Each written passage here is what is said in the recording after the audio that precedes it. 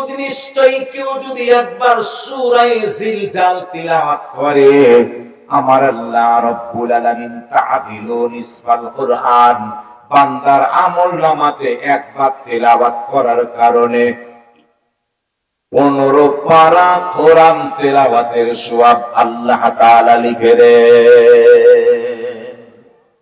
এত দামি একটা সূরার আলোচনা আপনাদের মাঝে শুরু করেছি, আরো কিছুক্ষণ চালাবো ইনশাআল্লাহ। এবং পুরুষদেরকে 5টা আদেশ করছি। 1, তুমি যেই মানের খানা খাও বউকে সেই মানের খানা খাওয়াবা। 2, তুমি যেই মানের পোশাক পরো বউকে সেই মানের ওইরকম দামি পোশাক পরাবা। 3, খবরদার বউকে, স্ত্রীকে মা বাবার নামে, মা বাবাকে টেনে তাদেরকে গালি দিবা না, নোংরা ভাষায় অশালীন ভাষায় গালি দিবা না। আর মাত্র 2টো কথা আছে, এই 2টো কথাও শোনাবো। সূরা জিলজালের আর একটা চমৎকার ঘটনা বলে আপনাদের মাঝ থেকে বয়ান শেষ করব ইনশাআল্লাহ। তবে আজকের এই মাহফিল প্রথম রজনী, কথা বলেন ঠিক কিনা? আগামী কালকেও এই মাহফিল হবে, আপনারা সবাই আসবেন তো ইনশাআল্লাহ? কি বলেন, সবাই আসবেন তো ইনশাআল্লাহ? যারা এসেছেন তাদের কাছে আমার একটা ছোট্ট অনুরোধ, নিজেরা আসবেন আর আসার সময় আর একজনকে বলবেন, এই শোনো, গতকালকে অন্ধ হাফেজ নাসিরউদ্দিনের কাছ থেকে জেনে আসছি, এক হরফ শুনলেই 10 নেকি পাওয়া যায়। সূরা জিলজাল 3 বার তিলাওয়াত করে 1500, তারপরে 1680 নেকির মালিক হয়ে 4580 নেকির মালিক হয়ে আমরা বাড়িতে আসছি।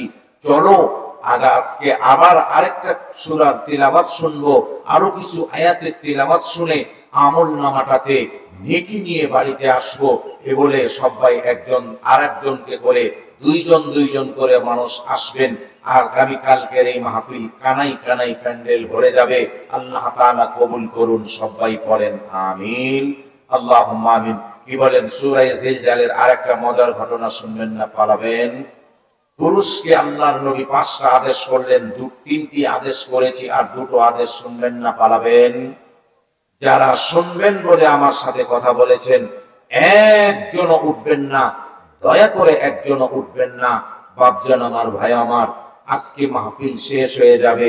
আমি যেই বাড়িতে রাত্রে ঘুমাচ্ছিলাম সেই বাড়িতে হয়তো বা ঘুমাইতেও পারি, নয়তো বা আল্লাহ তাআলা যদি মালাকুল মউত পৌঁছিয়ে দেন, তাহলে আমাকে আমার কবরস্থানে মাহফিল কর্তৃপক্ষ পাঠাই দিবে, গাড়ি ভাড়া করে পাঠিয়ে দিবে। আমার সফর সঙ্গী যিনি আছেন তিনি গাড়ি ভাড়া করে আমাকে কবরস্থানে নিয়ে চলে যাবে। ও মুসলমান, যেই জায়গাটাতে নিয়ে যাবে সেই জায়গাটার নামই কবরস্থান। আজকের এই মাহফিল ইন্তেজামিয়া কমিটি 4 শতকের একটা কবরস্থান, এই মাহফিল শেষেই তারা রেজিস্ট্রি করবে বলে আশা করেছে। ও বাপজান আমার, ভাইজান আমার, আমি একজন অন্ধ মানুষ, আপনাদের এলাকায় চিরনিদ্রায় শুয়ে যাওয়ার মতো, চির ঘুম দেওয়ার মতো একটা কবরস্থান তৈরি করার জন্য আমি গুনাহগার 5টা মিনিটের জন্য হাত বাড়াচ্ছি। আসুন তো, দেখুন তো, কার সর্বপ্রথম মনটা চাই? কে আমাকে বলবেন, হুজুর এই কবরস্থানটার জন্য আমি 1000 টাকা দিলাম, হুজুর আমিও 1000 টাকা দিলাম, আমিও 1000 টাকা দিলাম। গোটা প্যান্ডেল জুড়ে